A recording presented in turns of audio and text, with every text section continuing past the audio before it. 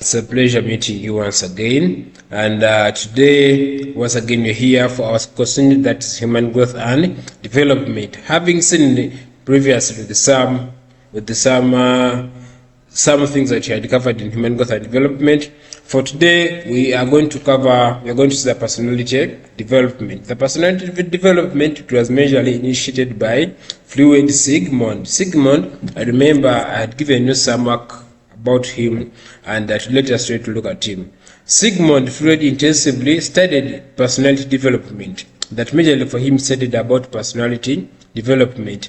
Under this, he first used hypnosis as a method. He used various methods, as you're going to see, that they had majorly used 3 methods in studying personality development. First of all, he used a method called hypnosis. Hypnosis, it's all about critical thinking, whereby he sat down and critically thought about the development of people, but through observing them. He later also used free association, and free association majorly it involves whereby you interact with a person, and this person expresses whichever thing he or she feels in his or her life. Finally, he used introspection, and introspection majorly talks about thinking through his thoughts and basing on what someone is telling you. You think through your thoughts, but when someone is talking, you analyze what he or she is talking. So those are the methods that Sigmund used in analyzing and studying the personality, the human personality. According to him, Freud found out that personality development is based on 2 principles. He discovered that personality development is based on 2 principles, i.e., that's a physical determination and unconscious motivation. The physical determination is a tendency that mental activities are caused by events. Under this, we shall see that he stresses the point that mental activities, that most of the things that we do, which are in our brains, they are caused by the events that we pass through. I remember we had seen this before, that for every activity that is in your brain, it is based on what you have been experiencing. It is based on what you have been going through for all along. So this is the physical determination. That majorly this one looks at what you have been going through. That is the physical determination. Then he later on went on and said that, and talked about the unconscious motivation.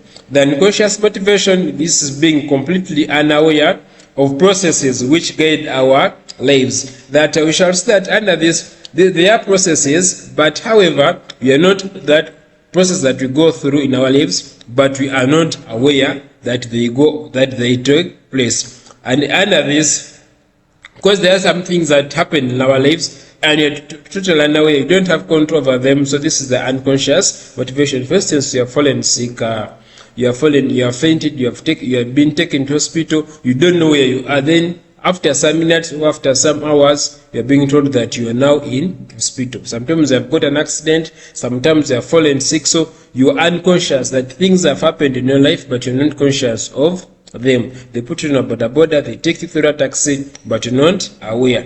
The first one, we are aware. Then the second one, we are not aware. However, he concluded that this motivation hangs upon energy forces. However, here there are some mistakes. He emphasized and stressed that motivation majorly relates on 2 principles. There is eros and what we call thanatos. Though here thanatos is not there, but eros is all about how we can multiply life. Then eros is all about how life comes about. Then thanatos, it talks about of how death comes about, how things that lead to death. Then eros, how do we come into life? For instance, one can have sex with somebody, they produce a child. These people have brought life to a person. Then death, somebody can, you have got problems, you are stressed, then at the end of the day, you might end up taking poison. Some of the people, they hang themselves, and they die. So that is thanatos. So that sometimes these are unconscious, sometimes they are not conscious of them.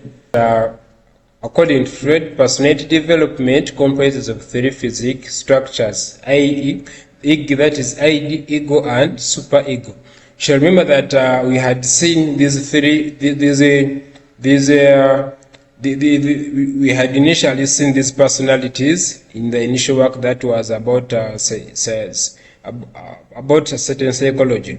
Then under this we shall see that ID, according to Sigmund, that ID is unconscious, irrational, selfish, and uncompromising.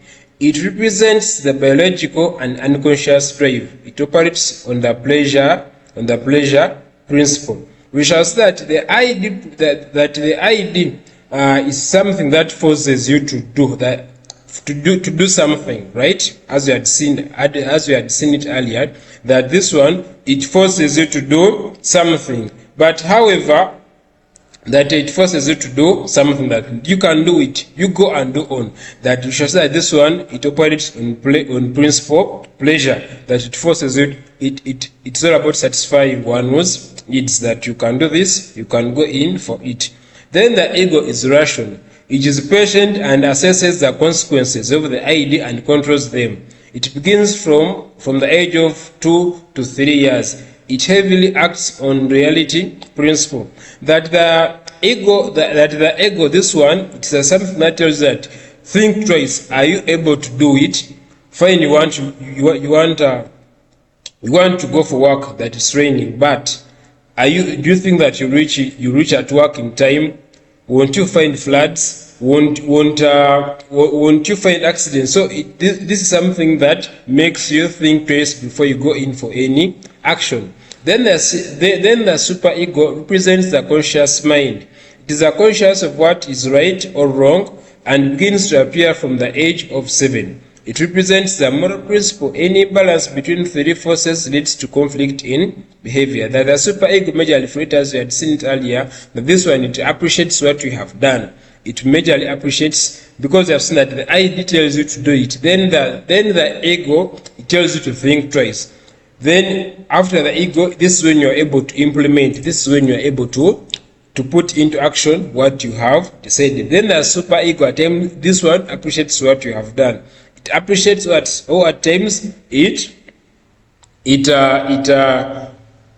doesn't appreciate what you have done. So according to this, that if there is imbalance of these, or if there is imbalance of these three principles, sometimes it leads to conflict in behavior. So in most cases you have to balance whenever, because you all have this ID, ego, and superego. So it's better for us to balance them in all the things that we happen to do in our daily lives. Then we shall continue. We shall continue whereby under this it says that according to Freud, there are 4 personalities. That for him, according to Freud, there are 4 personalities. The first personality is he is melancholic. I.e., this when the person is always depressed. You shall find that there are people that for them in their day-to-day behaviors, the way they conduct themselves, that these people are always depressed. That they are kinds of people who are always depressed in their daily lives. Let it be a Monday, let it be a Sunday. In their daily lives, for them they are always depressed, but they are depressed because of various reasons. They are depressed because of what they have gone through. They are depressed because of the situations they have initially experienced. Then we shall go in for the second person, that is a Saguin. The Saguin, that is a person who is always cheerful. They are these characters of people that for them they are always cheerful, they are always happy. They are always happy, they always have morale. Then we shall have the phlegmatic. The phlegmatic is a person who is always unemotional. These people are always having emotions. They are not always stable. They are up and down, right? They are always emotional. Then we shall see the fourth category of persons in the daily lives. We shall see that they are those who are choleric. These are irritable. The irritable in most cases, at times they tend to criticize. They tend to criticize what they are not appreciative of what they have gone through. They are always regretting of what they have that they always experience in their day-to-day lives. So majorly, according to Freud, those are the 4 characteristics